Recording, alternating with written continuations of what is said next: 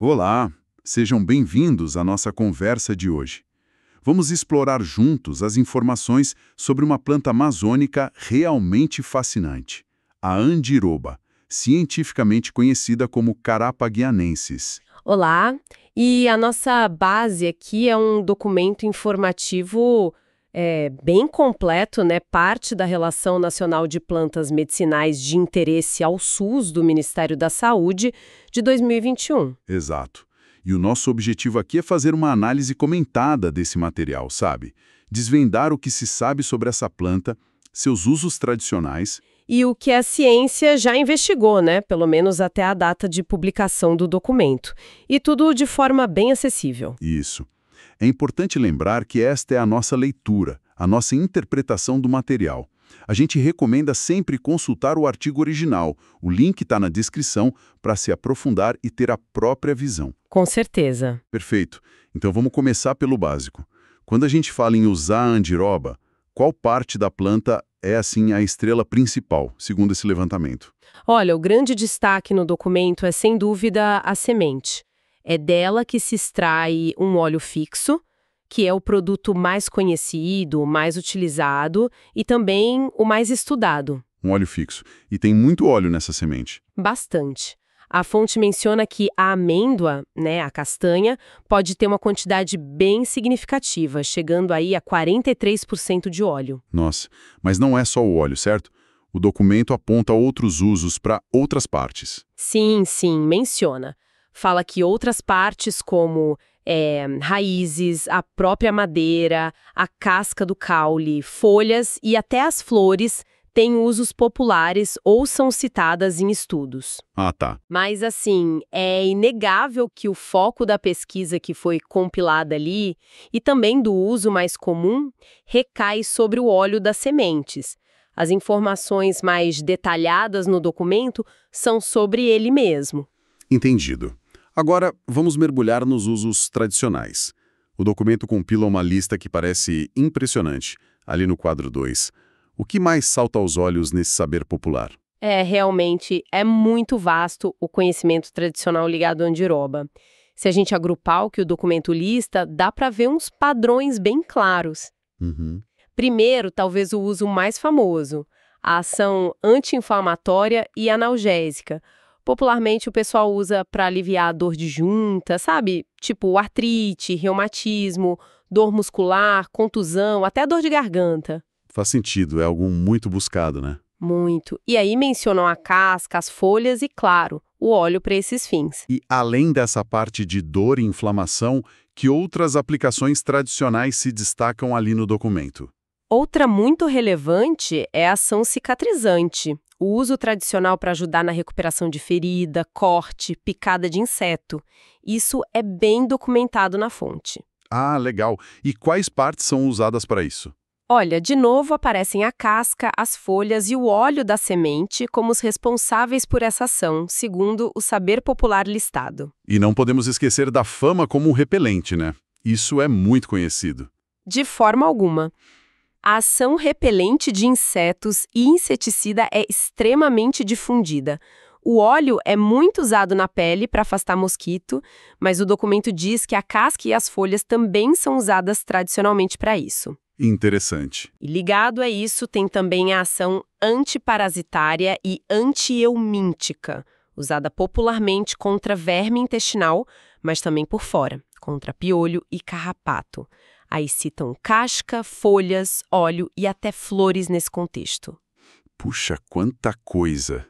Além desses principais, o documento ainda lista outros usos populares, né? Para febre, como antisséptico, para pele, digestão. A lista é longa mesmo. É longa.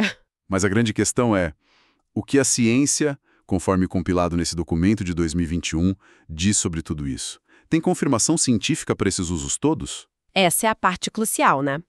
O documento reúne uma série de estudos pré-clínicos, que são os testes em laboratório, in vitro, e em modelos animais em vivo.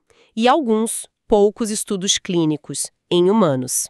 Vamos ver o que esses estudos indicam. Vamos lá. Começando pela atividade repelente, inseticida e antiparasitária, que é um dos usos tradicionais mais fortes, Vários estudos in vitro bem detalhados no documento confirmam que o óleo tem atividade contra uma variedade de insetos e parasitas. Ah, é? Tipo quais? Por exemplo, mostrou efeito larvicida contra o mosquito Aedes aegypti, aquele da dengue, né?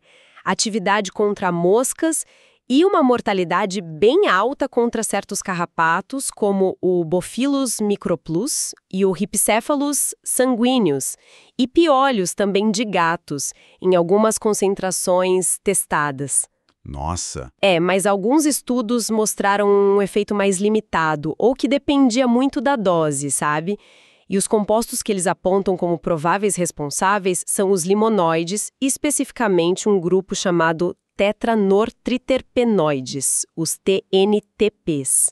Entre o uso popular e os achados de laboratório descritos ali. Parece que sim, para essa ação específica, os dados são bem consistentes no documento. E quanto à cicatrização, a ciência confirma esse uso tradicional? Aqui a gente encontra uma nuance interessante no material que foi analisado. Estudos in vivo, feitos em ratos, mostraram que extratos específicos das folhas e cascas feitos com etanol, um tipo de álcool, quando aplicados na pele, de fato aceleraram a cicatrização de feridas. Ah, legal. Só que teve um estudo particular citado, de Brito e colaboradores, que observou algo inesperado. O óleo puro, aplicado direto na ferida dos ratos, pareceu atrasar a cicatrização e até causar irritação. Olha só. Isso é um ponto importante. Quer dizer que não é tão simples quanto pegar o óleo e passar na ferida, talvez. Exato. Sugere que a forma de preparo, a concentração, talvez sejam fundamentais. É um alerta para não generalizar, né? Com certeza. E a famosa ação anti-inflamatória e analgésica? O que os estudos compilados dizem sobre isso? Essa propriedade tem um respaldo considerável nos estudos in vivo, em animais, que o documento apresenta.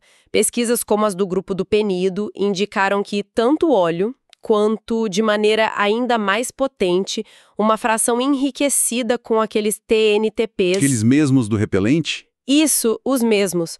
Quando administrados por via oral aos animais, mostraram efeitos significativos na redução de inflamação, de dor e até de reações alérgicas em diferentes modelos experimentais. Coisas como inchaço na pata, dor aumentada artificialmente, artrite induzida. E como eles agiriam? O documento dá alguma pista? Sim. Menciona que esses compostos parecem agir inibindo substâncias e vias importantes no processo inflamatório. Coisas como histamina, prostaglandinas, outras citocinas inflamatórias. São nomes técnicos, mas basicamente eles interferem na cascata da inflamação. Entendi. Mas você disse considerável respaldo. Isso significa que todos os estudos concordam? Não exatamente. É bom notar que nem todos os estudos tiveram os mesmos resultados. Teve um, por exemplo, que não observou efeito anti-inflamatório significativo do óleo aplicado com a ajuda de ultrassom num modelo de inflamação muscular. Outro estudo mostrou que o óleo injetado direto na barriga dos bichinhos reduziu a inflamação causada por veneno de cobra. Então, de novo, a forma de usar, a dose, o tipo de inflamação, tudo isso influencia muito o resultado nesses estudos pré-clínicos, né? Exatamente. Mostra a complexidade da pesquisa. Certo. E sobre a ação antimicrobiana? Contra bactérias, fungos, confirma-se o uso popular como antisséptico?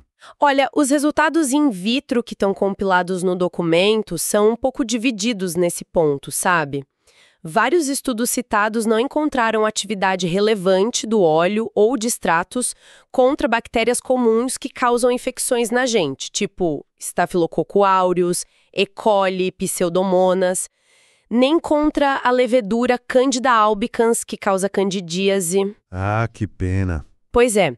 Por outro lado, alguns estudos indicaram que o óleo teve sim atividade contra fungos específicos, que afetam plantas. Então, com base no que foi apresentado ali, a ação antibacteriana e contra a cândida parece menos promissora, mas pode ter alguma atividade antifúngica mais específica. Entendi. E sobre a malária, uma doença tão importante na Amazônia, tem pesquisa nesse sentido no documento? Sim, existem alguns achados in vitro de laboratório bem interessantes.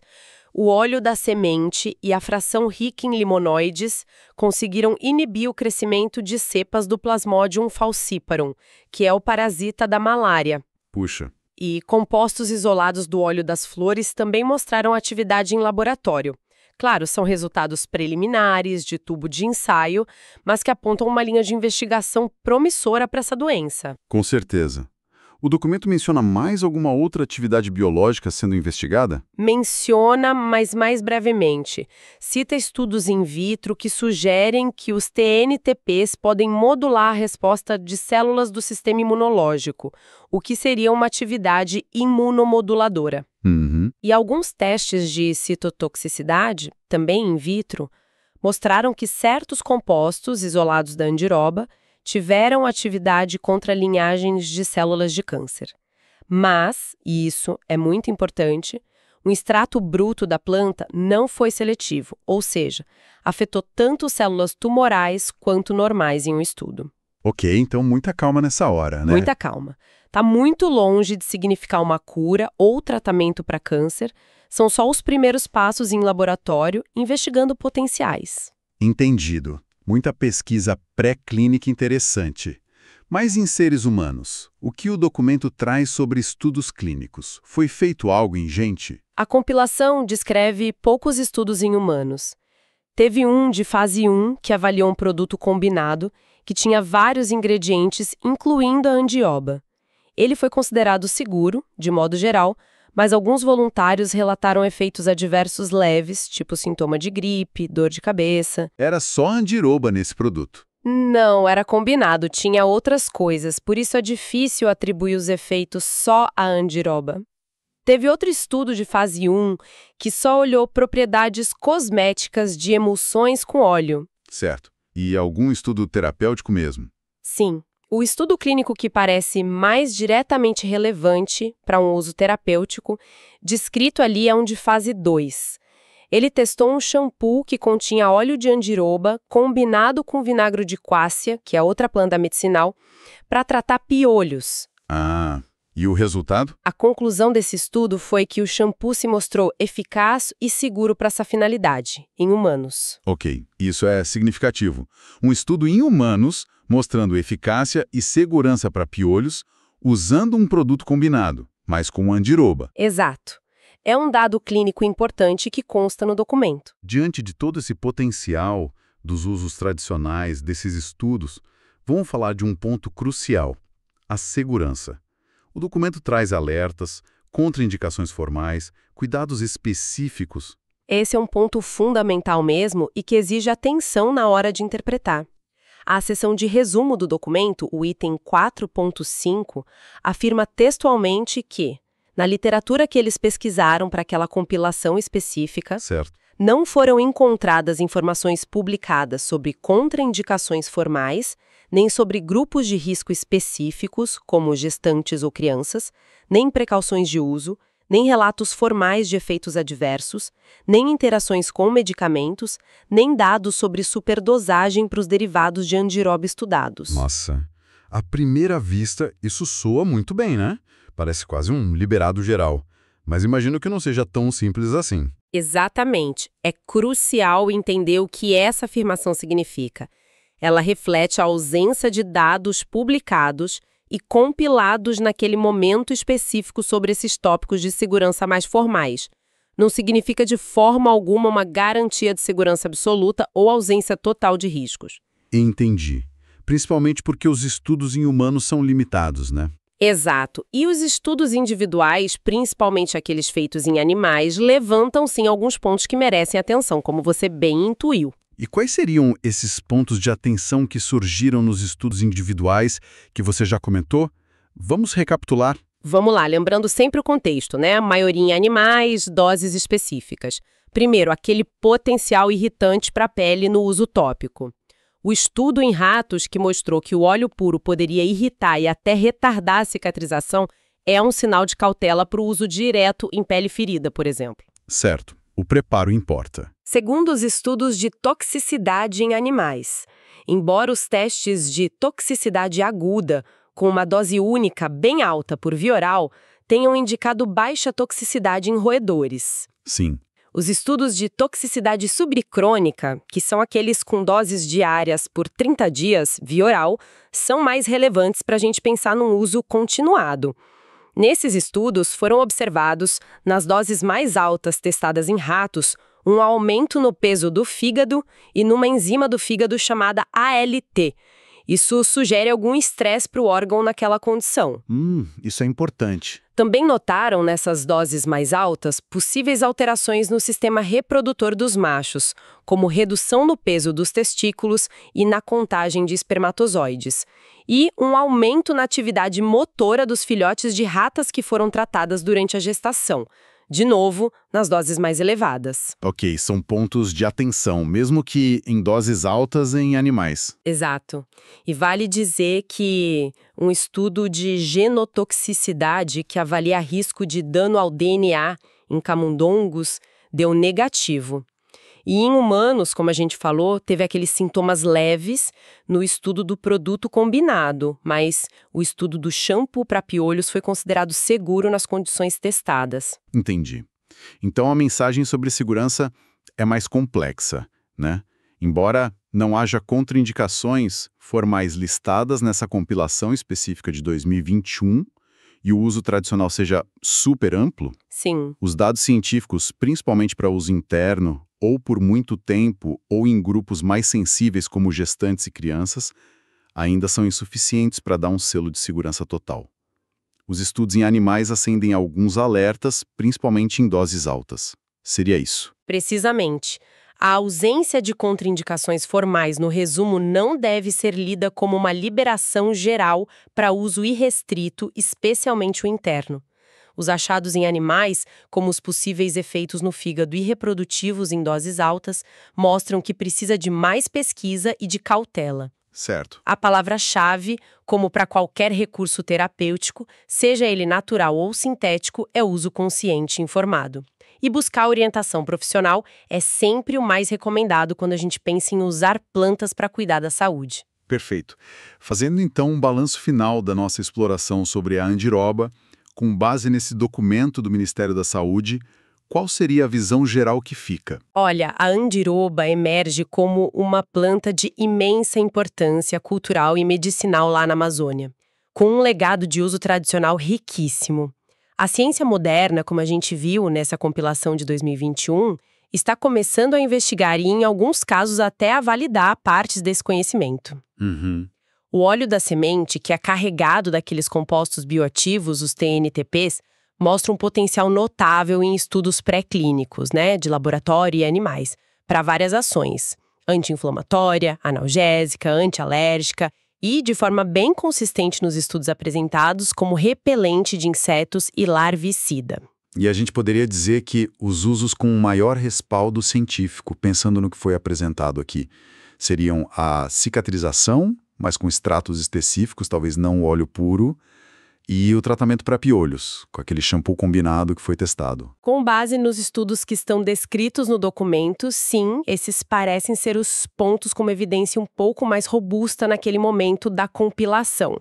Os extratos de folha e casca mostraram resultados positivos para a cicatrização em animais, lembrando sempre daquela ressalva importante sobre o óleo puro. Certo. E o estudo clínico de fase 2, com shampoo combinado de andiroba mais quássia, teve resultados positivos para piolhos em humanos, incluindo a segurança naquela formulação e uso. Então a grande mensagem que fica é a importância de valorizar essa planta e todo esse conhecimento tradicional, mas usar com responsabilidade, Entendendo o que a ciência já sabe e o que ainda precisa ser mais investigado, sem cair em promessas milagrosas. Exatamente. O documento é um ótimo exemplo disso. Ele mostra o potencial terapêutico da andiroba, mas, ao mesmo tempo, deixa muito claro que a gente ainda precisa de mais pesquisas, principalmente ensaios clínicos bem desenhados, feitos em humanos. Para confirmar outras coisas, Isso. Para confirmar a eficácia para outras condições, além dos piolhos, para estabelecer doses que sejam seguras e eficazes, para definir melhor as formas de uso, especialmente quando se pensa em tomar, na administração interna. A ciência ajuda a gente a entender os mecanismos por trás dos usos e a buscar formas mais seguras e eficazes de aproveitar esses recursos da natureza. Foi uma análise muito esclarecedora sobre a andiroba. É fascinante ver essa conexão entre o conhecimento tradicional das comunidades e a investigação científica. E como a gente pode aprender com os dois lados, sem dúvida. E reforça como é vital buscar informações em fontes confiáveis, como este documento técnico do Ministério da Saúde. Mas é importante também ter a consciência de que ele reflete o conhecimento que estava compilado até 2021. A ciência não para, né? Novas pesquisas podem ter trazido informações adicionais desde então. Exato. É bom sempre lembrar que fizemos aqui uma leitura comentada, uma interpretação baseada neste material específico. É um ponto de partida excelente, mas é isso, um ponto de partida. Com certeza. Nada do que a gente conversou aqui substitui a orientação de um profissional de saúde qualificado, seja médico, farmacêutico, para qualquer decisão sobre tratamento ou uso de plantas medicinais. E fica o convite para quem se interessou, vale muito a pena explorar o documento completo, o link está na descrição. É uma ótima maneira de se aprofundar e até de se familiarizar com a forma como a informação científica é organizada, como ler um artigo, assim. Conhecimento empodera a gente a fazer escolhas mais conscientes. Continue com a gente explorando o universo fascinante das plantas medicinais. Mantenha a curiosidade viva. Estaremos de volta em breve com mais análises. Até lá! E para finalizar, queria deixar uma reflexão no ar. Considerando essa enorme variedade de usos tradicionais da andiroba e os mecanismos de ação que a ciência está começando a desvendar para esses compostos, como os TNTPs, qual aplicação dessa planta, se fosse comprovada eficaz e segura em larga escala por pesquisas futuras, poderiam trazer o maior impacto positivo para a saúde pública? Fica aí a pergunta para a gente pensar.